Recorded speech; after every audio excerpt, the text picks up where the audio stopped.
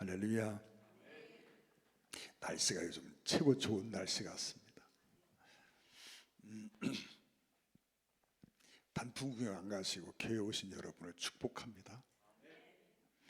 여러분, 단풍 구경은 주일날 가지 마시고 주일은 예배하는 날이라고 하는 걸 꼭 기억하기를 부탁합니다. 여러분, 우리 히브리서를 공부하고 있어요. 오늘 세 번째 시간인데 사도 바울이 기록한 것으로 저는 믿는다 그랬어요. 여러분, 옥중에 있는 바울이 디모데를 통해서 밖에 있는 소식을 듣습니다. 옥중에 갇혀 있는 지가 거의 1년쯤 돼갈 때 디모데를 통해서 밖에 소식을 들었더니 예루살렘 교회는 이미 문을 닫았고 또 유대교에서 기독교로 개종했던 많은 유대인 크리스찬들이 다시 유대교로 돌아가는 일들이 일어나고 있다 하는 가슴 아픈 소식을 들었다 그랬어. 글라우디오 황제 때부터 시작된 박해가 네로 황제 때 절정을 이룹니다. 우리가 예수 믿지 않는 사람들도 네로가 어떤 사람인지는 잘 알죠. 미추광이 같았던 네로가 자기의 어떤 잘못을 덮으려고 그 모든 책임을 교회 성도들에게 덮어 씌우고, 그래서 교회 안에 큰 박해가 일어났습니다. 박해가 오랜 시간 계속되고 또 그 박해의 강도가 점점 강해지면서 많은 사람들이 그 박해 속에 마음이 흔들흔들해집니다. 그리고 신앙의 어떤 회의도 갖게 되고, 그러면서 유대교에서 기독교로 개종했던 사람들에게 다시금 유대교로 돌아오라고 하는 미혹들이 강하게 일어납니다. 그래서 이 크리스찬들이, 유대교에서 개종했던 크리스찬들이 다시 유대교로 돌아갑니다.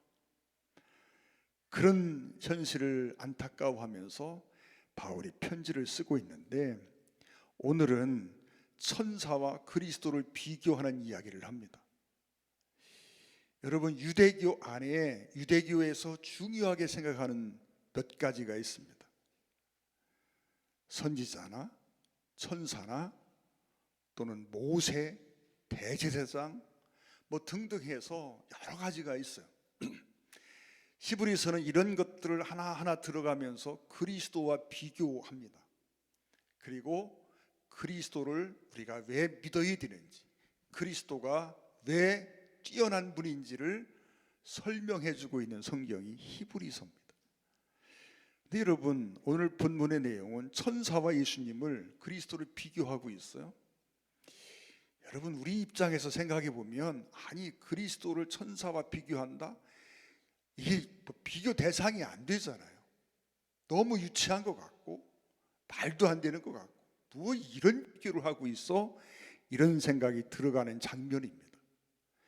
그러나 여러분, 이때 당시에 이 문제는 아주 심각한 문제였던 걸 우리가 알 수 있습니다. 성경 골로새서 2장 18절 말씀을 한번 보겠습니다. 아무도 꾸며낸 겸손과 천사 숭배를 이유로 너희를 정죄하지 못하게 하라. 여러분, 사도 바울이 골로새 교회에 편지를 보내면서 그런 말을 합니다. 천사 숭배를 이유로 너희를 정죄하지 못하게 하라.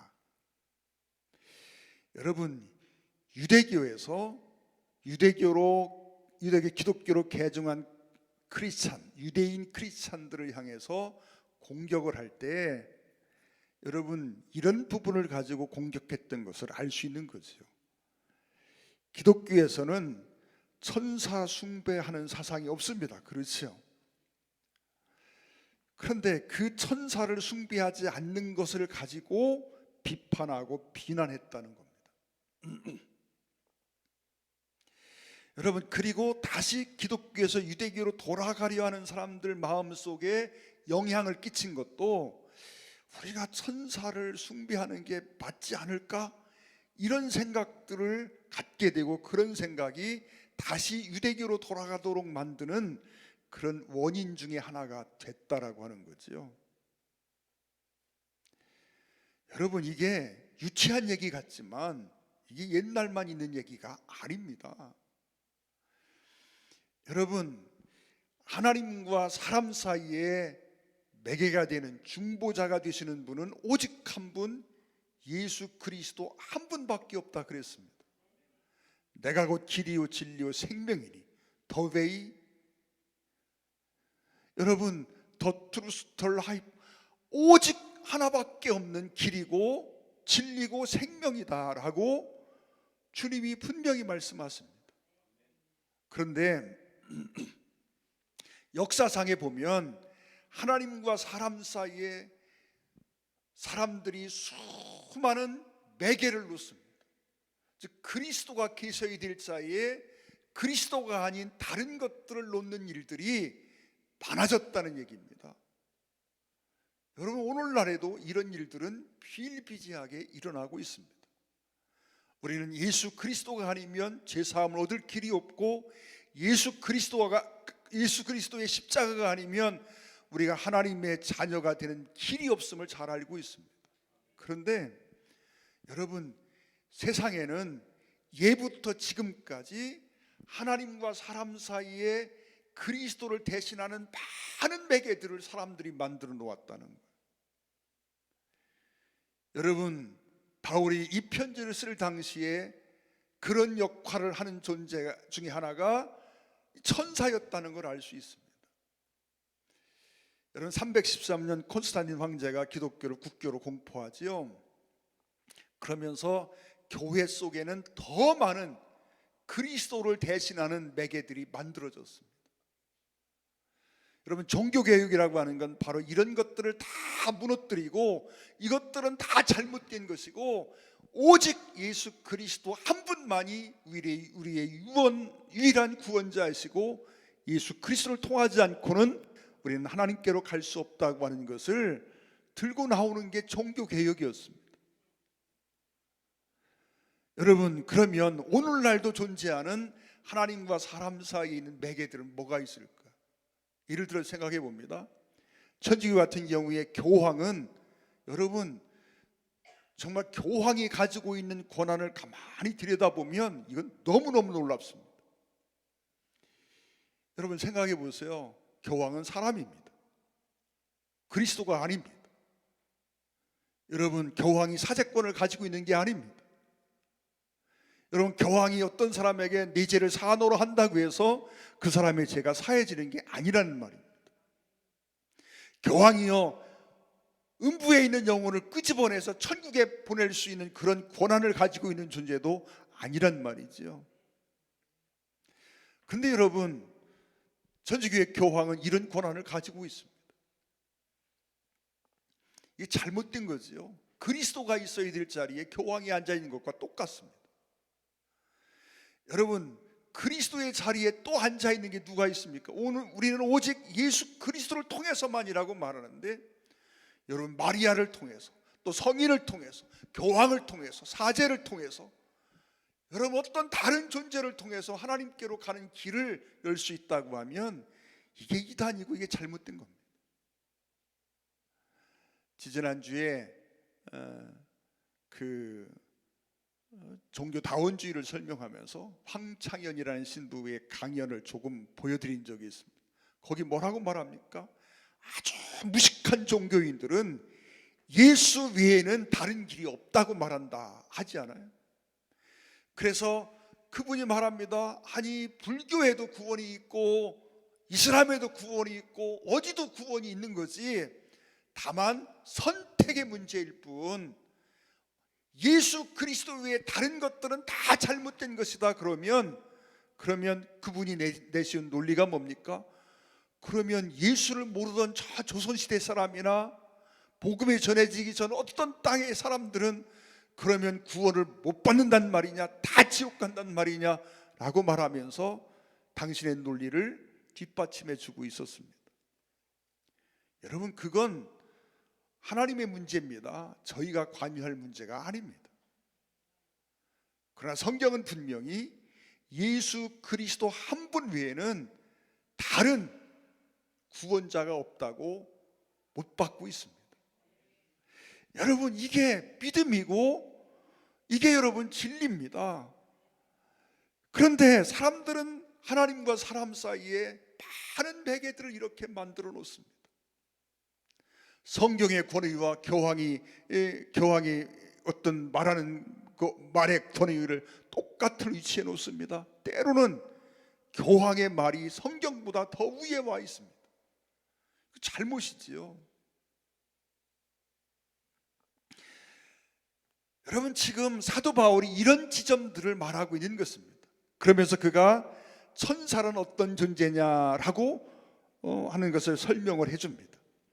여러분, 천사는 첫째로 피조된 존재라고 하는 겁니다. 피조물이라는 거지요. 하나님에 의해서 창조된 존재가 천사라는 말입니다. 여러분, 피조된 존재는 존경과 또는 존중의 대상은 될 수 있습니다. 공격의 대상도 될 수 있습니다. 그러나 경배의 대상이 될 수는 없습니다. 여러분, 우리는 하나님 외에는 우리의 경배를 받을 경배의 대상이 세상에 없다는 걸 알고 있습니다. 여러분, 천사는 경배의 대상이 아닙니다. 피조물이기 때문이지요. 천사는 피조물이라는 겁니다. 여러분, 천사에는 성경을 보면 악한 천사도 있고 선한 천사도 있습니다. 타락한 천사도 있어서 때로는 심판의 대상이 되기도 합니다. 유다서 1장 6절에 보면 또 자기 지위를 지키지 아니하고 자기 처소를 떠난 천사들을 큰 날의 심판까지 영원한 결박으로 흑암에 갇히셨다. 여러분, 심판의 대상이 되기도 하는 존재가 천사입니다. 여러분, 심판받아야 될 대상이 될 수 있는 그가 여러분 인류의 구원자가 될 수 없다는 걸 우리는 알고 있는 거죠. 여러분, 성경에는 66권 중 34권에서 천사에 대한 언급이 나오고요, 횟수로는 275회나 천사에 대한 언급이 등장합니다. 여러분, 천사는 성경에서 나름 중요한 위치를 가지고 있고 중요한 존재지요. 그러나 중요한 것은 천사는 피조물입니다. 또한 여러분, 천사는 경배의 사명을 가진 자다라고 말하고 있어요. 여러분, 오늘 본문 6절에 보면 또 그가 마다들을 이끌어 세상에 다시 들어오게 하실 때에 하나님의 모든 천사들은 그에게 경배할지어다. 여러분, 천사는 경배하는 자입니다. 경배의 대상이 아니라 하나님께 경배를 올려드리는 자라고 하는 이야기입니다. 계시록 5장 11절 12절에도 보면 그런 말이 나옵니다. 내가 또 보고 들음에 보좌와 생물들과 장로들을 둘러선 많은 천사의 음성이 있으니 그 수가 만만이요 천천이라. 천사는요, 수가 굉장히 많습니다. 얼마나 많은지는 우리가 알 수가 없어요. 하나님만 아시는 거 아시겠지요. 수도 없이 많이 있습니다. 만만이면 얼마요? 억이고 천천이면, 여러분, 만만이면 억이요? 만이만 개면?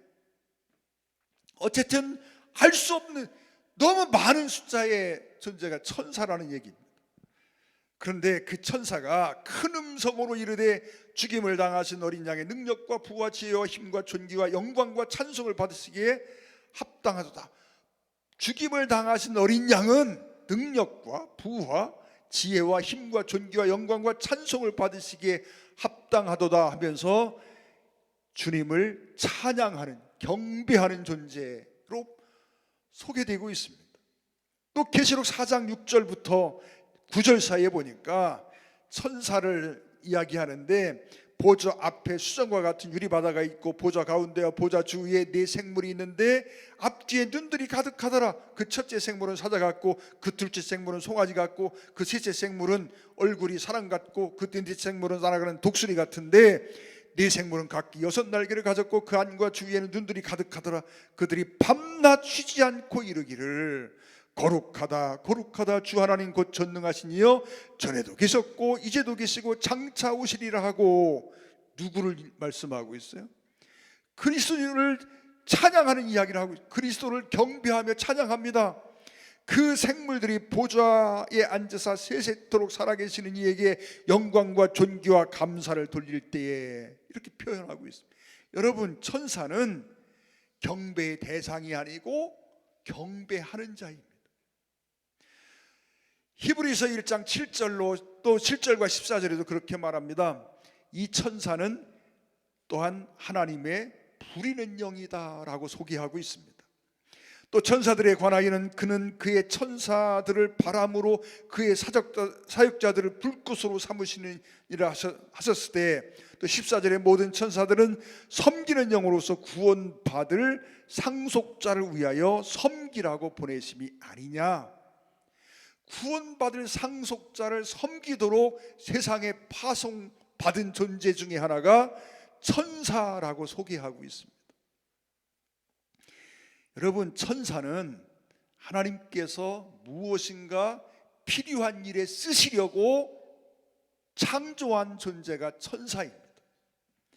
여러분, 사람을 창조한 것과 천사를 창조한 것, 그러면 사람도 피조물이고 천사도 피조물인데 그럼 똑같은 걸까? 여러분, 다릅니다. 사람을 창조할 때는 하나님이 그 사람을 하나님의 형상대로 창조하시고 하나님의 자녀로 삼으시고 하나님의 친구가 되게 하셔서 하나님의 사랑의 대상이 될 수 있도록 사람을 창조하셨습니다. 여러분, 천사는요, 그 사랑의 대상으로 창조한 사람을 섬기는 존재로 지으셨다라고 하는 것입니다. 그래서 하나님이 천사를 창조할 때는 기능적으로 창조하셨습니다. 사람은 하나님의 형상을 따라 창조하셨지만 천사는요, 기능적으로 창조하셨어요. 여러분, 우리가 에스겔서를 공부했는데 에스겔서 1장을 한번 잠깐 보겠습니다. 1장 1절부터 16절, 좀 긴데 길지만 우리가 한번 이 시간 잠깐 봅니다.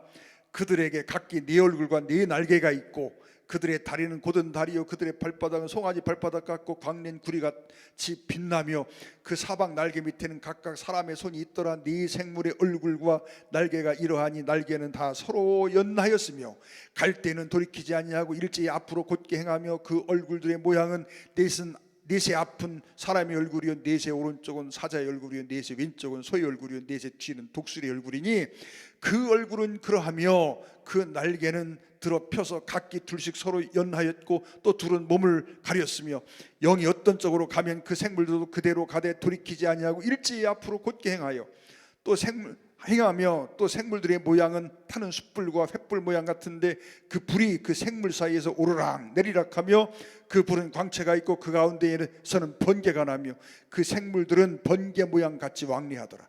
내가 그 생물들을 보니 그 생물들 곁에 있는 땅 위에는 바퀴가 있는데 그 네 얼굴을 따라 하나씩 있고 그 바퀴의 모양과 그 구조는 화곡과 같이 보였는데 그 넷은 똑같은 모양을 가지고 있으며 그들의 모양과 구조는 바퀴 안에 바퀴가 있는 것 같으며. 여러분, 이게 천사를 케루빔이라고 하는 천사를 묘사해 놓은 장면인데 여러분, 이 장면을 보면서 무슨 생각 들어갑니까?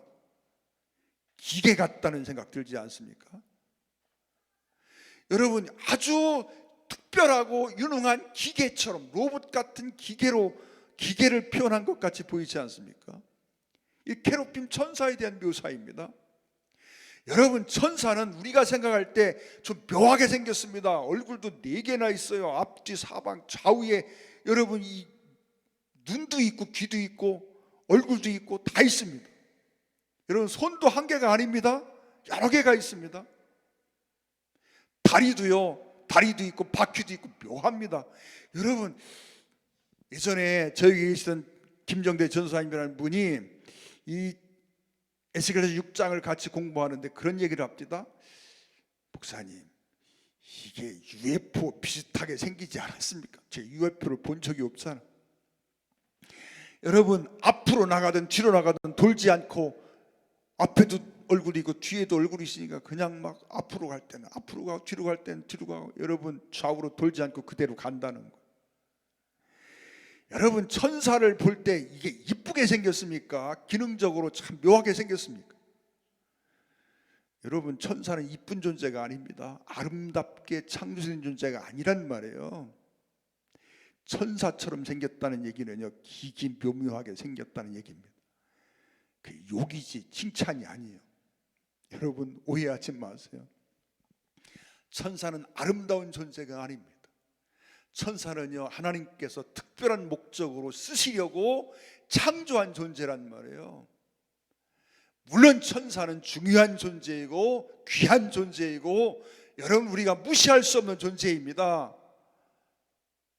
여러분 육을 입고 이 땅에 오신 주님을 표현할 때 천사보다 잠깐 못하게 하셨다는 표현을 쓸 만큼 천사는요 중요한 건 사실입니다.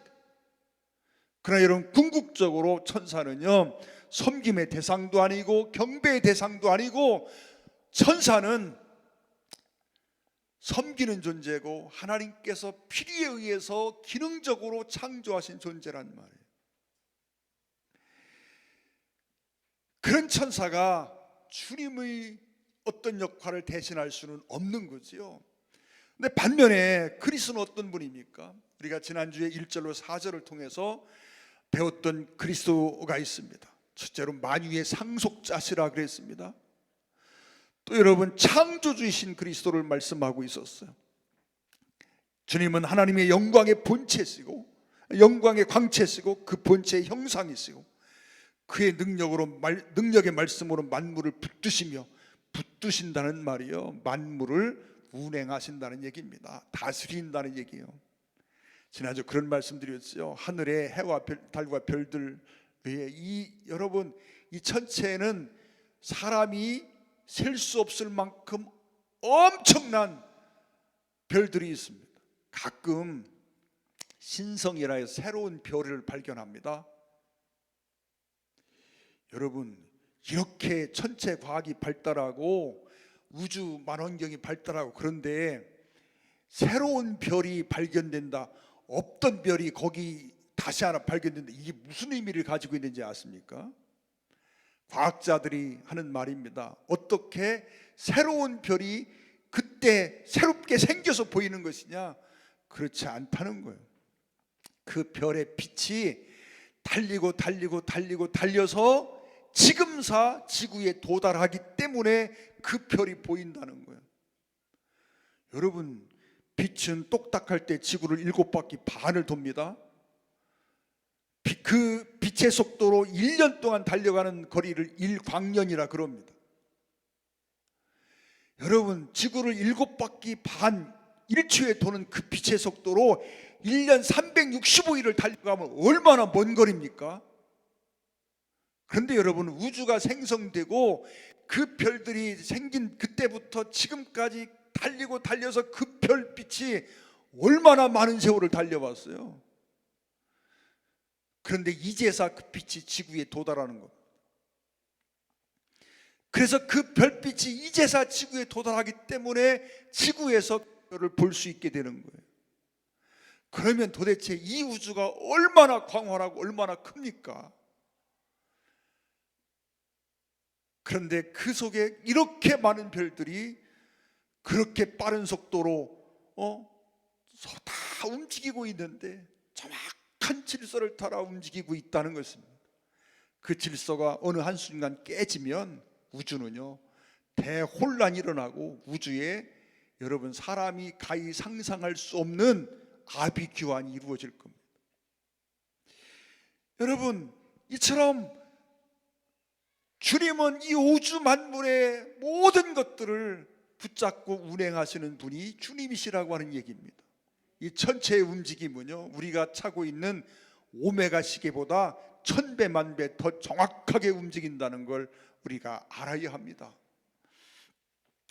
또 여러분 죄를 정결하게 하는 일을 하신다 그랬습니다. 그리고 십자가로 승리하셔서 지극히 크신 이의 우편에 앉으셨다. 최종적인 승리자의 모습으로 주님 우편에 앉아 계시고 그 우편에서 우리를 위하여 중보하며 기도하신다라고 말씀하셨어요. 중보자 그리스도 오직 한 분 예수님밖에 없다 그랬어요. 만약에 사람이요 중보 기도를 한다 그러면요 그건 망령입니다. 사람은 중보자가 될 수 없습니다. 가끔 사람들이요 중보 기도 학교, 중보 기도 이런 표현들을 합니다. 이건요 몰라서 그렇습니다. 중보라고 하는 단어의 의미를 우리가 생각해야 되고, 성경은 지난 시간 봤죠. 철저하게 중보자는 오직 한 분 예수님밖에 없다 그랬습니다. 그 중보기도도 오직 주님밖에 못합니다.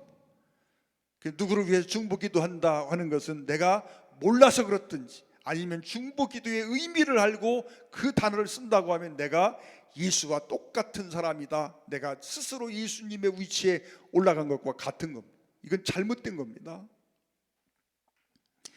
여러분, 또 오늘 5절로 14절에서 여러분 예수님을 소개하면서 8절에서는 하나님의 이 8절에서 아들에 관하여는 이런 말씀을 하고 있습니다. 또 6절에서 그가 맏아들을 이끌어 이런 표현들을 쓰고 있어요. 예수님은 아들이시다, 하나님의 아들이라 소개하고 있습니다. 또 여러분, 예수님은 경배와 찬양을 받으실 분입니다. 경배하는 자가 아니라 경배와 찬양을 받으시는 경배의 대상이 되는 분이 주님이십니다. 여러분, 주님은 또한 창조주로 소개하고 있습니다. 여러분, 또한 11절 그 마지막에 보면 주님은 심판의 주가 되신다라고 말씀하고 있습니다. 사랑하는 여러분, 예수님은 이처럼 만유의 상속자시고 창조주이시고 하나님의 영광의 광채시고 그 본체의 형상이시고 또 그의 능력의 말씀으로 만물을 붙들고 계시고 죄를 정결하게 하는 일을 하고 계시고 최종적인 승리자로 하나님 보좌 우편에 앉아 계시고 하나님의 아들이 되시고 경배의 대상이 되시고 창조주시며 심판의 주가 된다고 말씀하고 있어요. 그러니 너희가 그렇게 중요하게 생각하는 천사를 어떻게 그리스도와 비길 수가 있느냐, 이 그리스도를 버리고 어떻게 돌아갈 수 있느냐라고 말씀하고 있는 것입니다.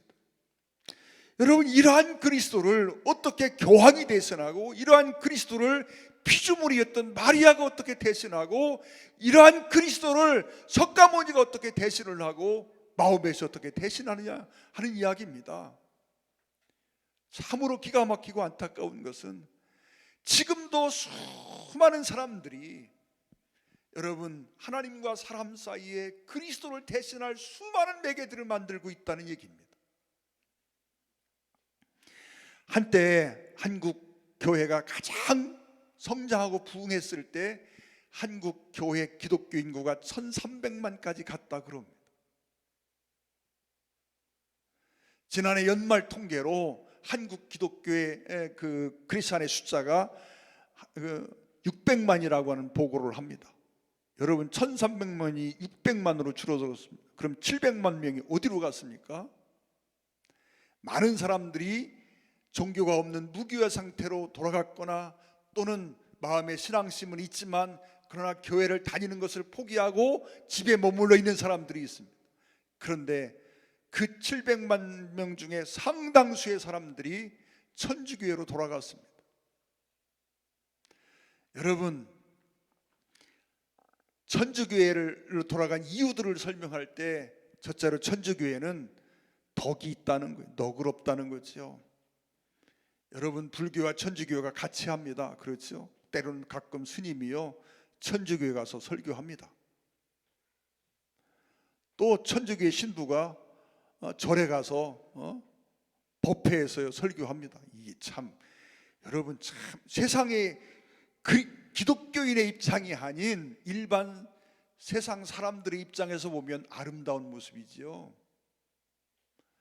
멋진 화합의 모습이고, 여러분 모름지기 종교인은 저와 같아야 돼, 저런 너그러움이 있어야 돼, 그렇게 볼 수 있는 장면입니다. 그런 이유들로 해서 간다는 거예요. 그 황창희 신부님이 강의하는 중에 했던 말 여러분 기억합니까? 당신의 어떤 강연과 설교를 듣고 개신교회 기독교의 목사님들이 자기를 초빙해서 교회에서 설교를 맡겼다라고 말합니다. 여러분, 그 교회가 어떤 교회인지 내가 좀 알아보고 싶습니다. 공개적으로 그런 말을 하고 있으니까 그런 교회가 있다는 얘기죠. 여러분, 그런데 불행하게도 실제로 그런 교회들이 있다는 얘기입니다. 여러분, 예수 그리스도 외에는 구원의 길이 없습니다. 예수님이 아니고는 우리가 제사함 얻을 길이 없습니다. 그럼에도 불구하고 오늘날 교회 안에도 깊숙이 이와 같은 사상들이 들어와서 종교 간의 연합 또는 종교의 일치, 이런 것들을 주창하면서 멋진 어떤 구호들을 앞에 내놓았지만, 여러분, 사실은 그 구호들이 얼마나 잘못되고 여러분 그런지 우리가 알고 있습니다. 그런 구호들을 내세워서 교회 속에 그리스도의 자리에 수많은 우상을 갖다 놓는 일들을 우리가 보게 됩니다. 그럼 제가 이 앞에다 십자가를 안 걸어 놓았습니다. 그 전에 십자가를 걸어 놨었습니다. 근데 안 걸어 놓은 이유가 있습니다. 십자가는 상징이지 여러분 신물이 아닙니다. 여러분, 옛날 그 오멘 또는 뭐 무당 이런 영화에 보면 어떤 사람이 귀신이 들렸습니다. 그러면 십자가를 갖다가 대니까 귀신이 막 놀래가지고 지그지글 타다가 도망가는 그런 장면들이 나옵니다. 여러분, 십자가는요 상징일 뿐입니다. 여러분, 십자가는 우리의 신앙의 대상이 돼서는 안 됩니다. 어느 날 성당에 다니는 어느 분과 이야기를 나눴습니다. 이야기를 나누면서 성당의 분위기, 기독교에서 천주교로 간 분입니다. 그런데 왜 기독교에서 천주교로 옮겼느냐 물었더니 성당에 가니까 분위기가 참 쩔더래요. 그러면서 십자가에 달려있는 예수님의 고상을 보니까 마음이 칭하고 막 그런 어떤 감정들이 오더라는 거예요. 그래서 옮겨갔다는 겁니다. 여러분, 그런 이야기를 들으면서 무슨 생각을 합니까? 상징들을 다 없애야 되겠다. 여러분, 생각해 봐요. 그 친구한테 제가 그런 말을 했습니다. 아니, 주님이 십자가에서 내려온 지가 언젠데 아직도 십자가에 달아놓고 모욕을 하는, 그 고통을 당하게 하고 있느냐. 웃으면서 그런 얘기했습니다. 주님은 십자가에서 내려온 지가 언젠데 아직도 십자가에 달아놓고 못을 받고 있습니까? 여러분, 십자가는 상징일 뿐이지 결코 성물이 아닙니다. 우리가 성구라는 표현을 써요. 물론 특별한 의미로 우리가 그렇게 쓰는 거 뭐 크게 잘못됐다 생각하지는 않습니다. 그러나 오해하면 안 됩니다. 여러분, 성물이라는 게 세상에 어디 있습니까? 십자가에게 무슨 능력이 있습니까? 십자가에 달리신 예수님의 십자가의 희생이 능력이 있는 거지, 십자가 자체가 능력이 있는 게 아니잖아요. 십자가가 품고 있는 의미가 능력이 있는 것이지. 여러분, 수많은 사람들이요 지금도 그런 우상들을 만들어 놓고 있습니다. 그 우상들, 이 사도 바울이 지금 이 히브리서를 통해서 사람들과 하나님 사이에 놓여 있는 그 우상들을 하나씩 하나씩 공격하며 깨트려 가고 있는 것입니다. 여러분, 이 바울이 안타까운 심정으로 지금 편지를 쓰고 그 편지 속에서 천사와 그리스도를 비교하는 장면을 보면서, 아니 뭐 유치하게 이런 천사와 그리스도를 뭘 비교하고 있어? 그래, 여러분, 지금도 이런 일들이 우리 주변에 여러분 수없이 일어나고 있다는 사실들을 생각해 보면, 여러분, 이 사도 바울이 지금 왜 이런 편지를 쓰고 있는지 그 심정이 이해가 갑니다. 다시 한번 말씀드립니다. 여러분, 그리스도를 대체할 수 있는 것은 이 땅에 아무것도 없습니다. 마리아도 주님을 대체할 수 없습니다. 교황도 주님을 대체할 수 없습니다. 세상의 어떤 전통도 주님을 대체할 수 없습니다. 여러분, 세상의 어떤 존재도 그리스도를 대신할 수 있는 건 아무것도 없습니다. 오직 그리스도만이 유일하십니다. 그분만이 우리의 구원자이십니다. 그분을 통해서만 우리는 구원의 길을 갈 수 있습니다. 기도하겠습니다. 사랑하는 아버지 하나님, 오늘 말씀을 통해서 우리가 오직 한 분 예수 그리스도만이 우리의 유일한 구원자임을 다시 한번 생각합니다. 어리석게도 수많은 사람들이 하나님께로 가는 길이 그리스도 외에도 얼마든지 있다고 하는 생각들을 갖습니다. 하나님이 어리석은 생각들이 깨트려지게 도와주시고 교회 속에 범접치 못하도록 역사하여 주시옵소서. 오직 주님만이 우리의 구원자이심을 다시 한번 깨닫게 하여 주옵소서. 예수님의 귀하신 이름으로 간절히 기도 올리옵나이다. 아멘. 찬양하시겠습니다.